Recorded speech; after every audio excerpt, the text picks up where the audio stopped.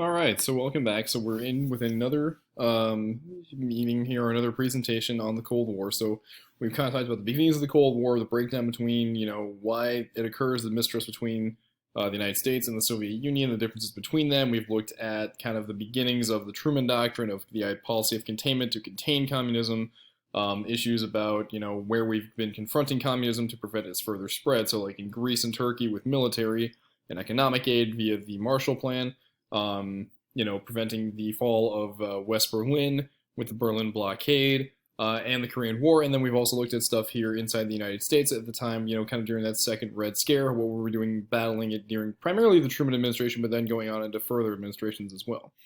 So today what we're going to look at, primarily, we're going to look at Presidents Eisenhower and Kennedy and how they dealt with the Cold War. So describing and evaluating their military and economic strategies and seeing how well, or coming to a conclusion on how well, in your own mind, were they actually effective. All right. So we might break this up into two presentations. We'll see how this goes to kind of cover both presidents. So mind you, the first vocab quiz kind of ends with Eisenhower. So make sure that you do pay attention to that. And yeah, here we go.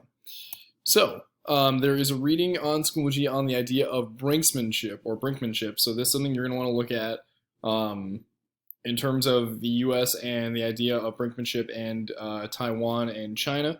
So definitely take a look at that little excerpt. It's not very long, but it is found on Schoology, so you want to look at that for this. All right. So essentially, what did we say about the use of nuclear weapons and his reasons for what? So for President Eisenhower, World War II general, all right, gets elected in 1952, helps to kind of end or bring about the peace in the Korean War, or bring the stalemate in the Korean War to kind of a, somewhat treaty between North and South Korea, but anyway, ending the fighting. All right.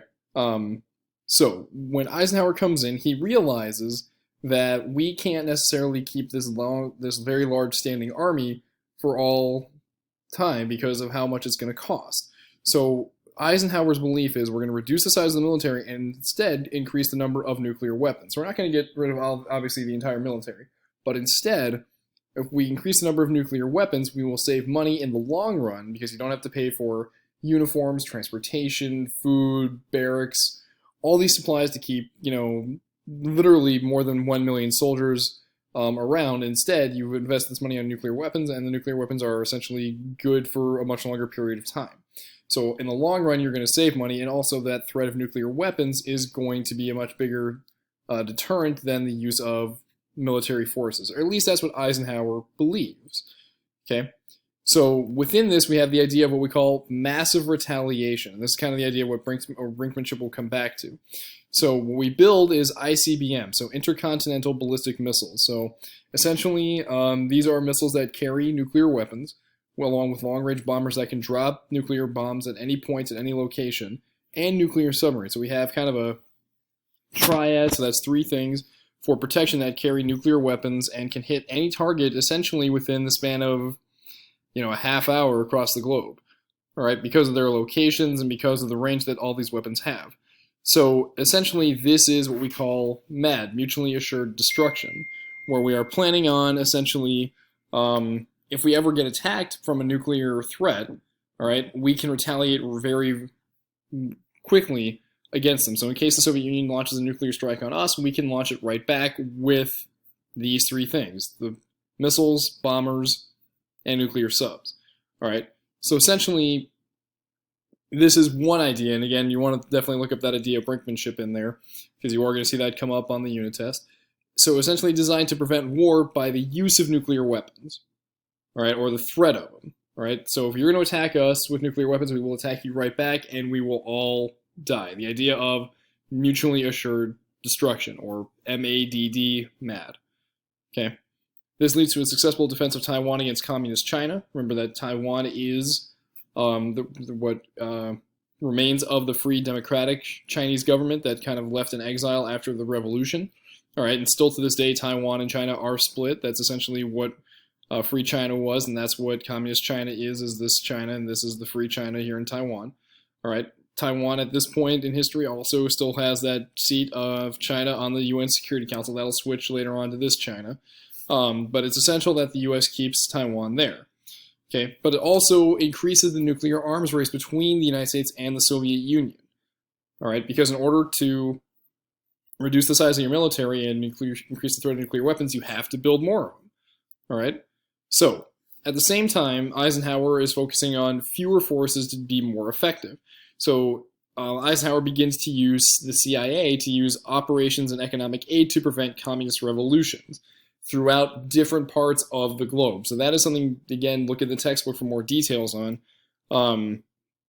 Because as, again, we're looking at the idea of containment, we're talking about trying to stop the spread of communism.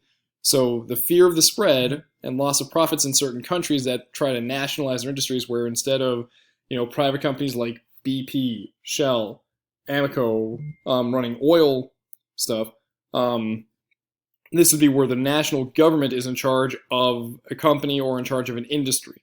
All right. So Iran at one point overthrew its king, it's known as the Shah, who, because they wanted to nationalize, again, they wanted to nationalize their oil industries and get the British and foreign investors out so that they would have more control, bring in more money.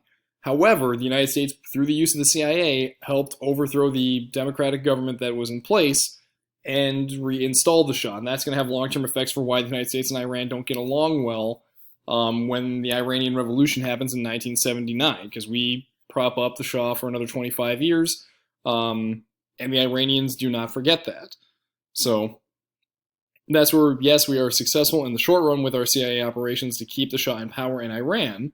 All right, for, again, the fear, if you can see me, I'm doing quotation marks here, fear of the spread of communism in Iran, when it actually wasn't communism. It was, again, just more the idea of nationalism. So this is something that Andrei Zadonov, the guy that we talked about very briefly in that first video presentation, where it's talking about Soviet beliefs, this is essentially what he was talking about, that the U.S. is going to, try to overthrow democratically elected governments, or what they consider democratically elected governments, out of fear that they were going to side with communist forces or threaten the money and the amount of stuff that the United States and their allies could make. So this is kind of that prediction coming true in one case. All right, there are other cases too, like Egypt and the Suez Canal, and then also looking at Guatemala. All right, so this leads to some mixed results. Some countries accept the U.S. aid, all right, as we said with the Marshall Plan in Western Europe. Some accept aid from the Soviet Union instead, like in Egypt after the Suez Canal crisis. Again, you can look in the book for that. Some governments are overthrown by the CIA to favor the United States. Again, Iran being the short-term or the 25-year example here from the 1950s until 1979. Okay.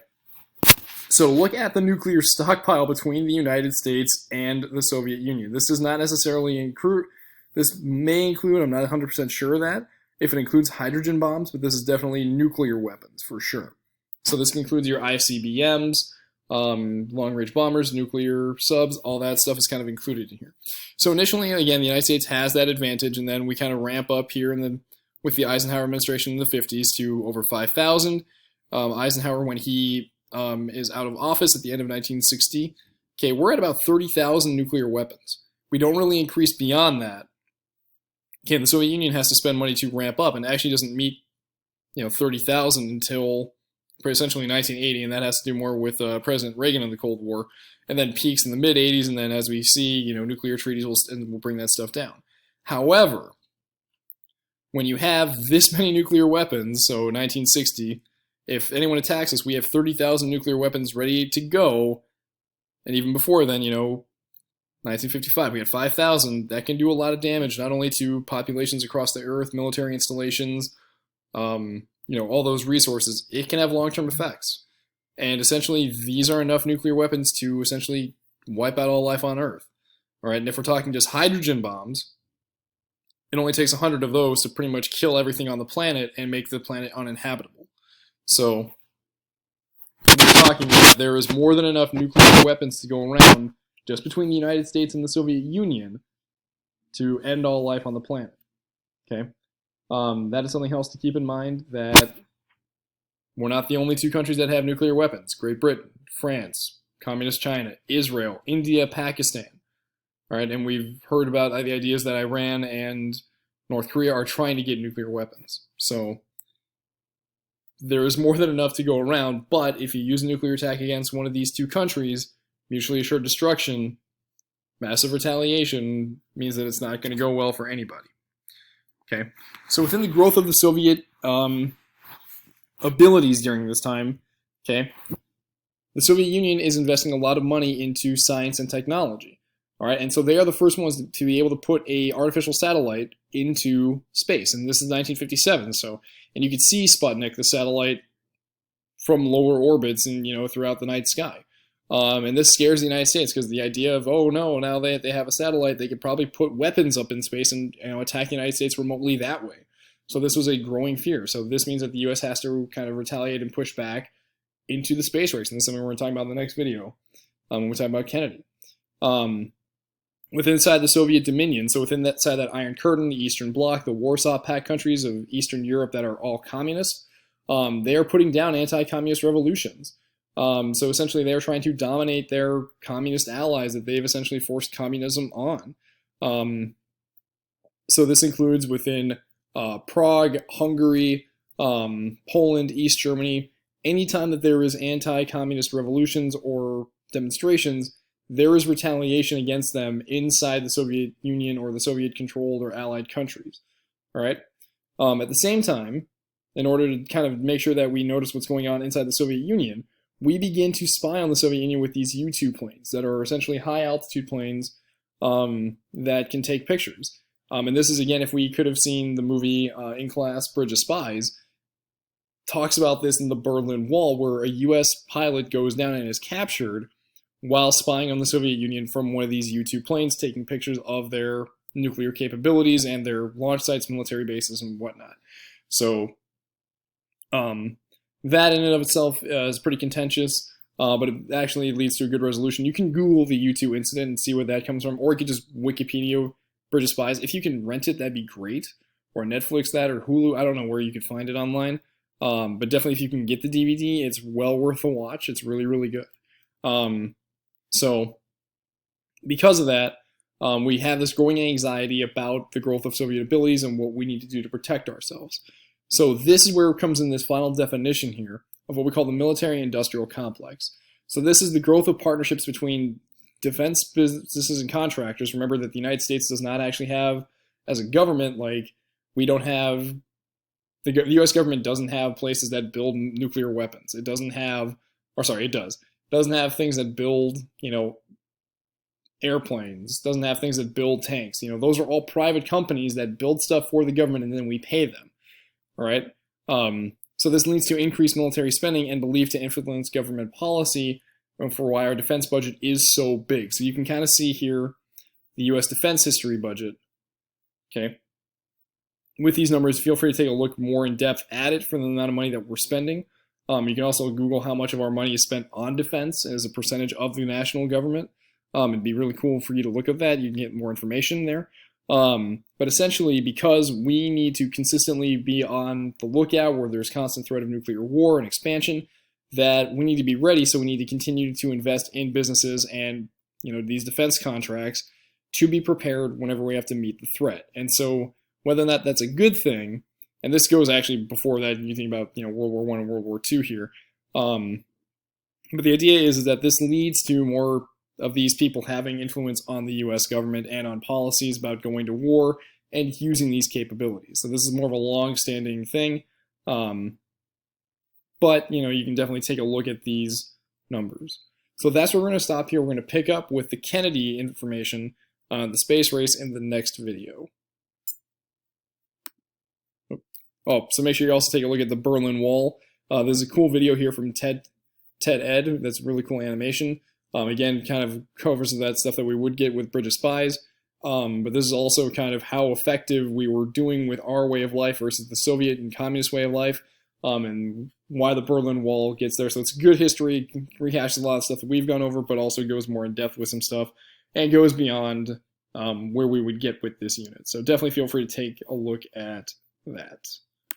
And then we will pick up with Kennedy in the next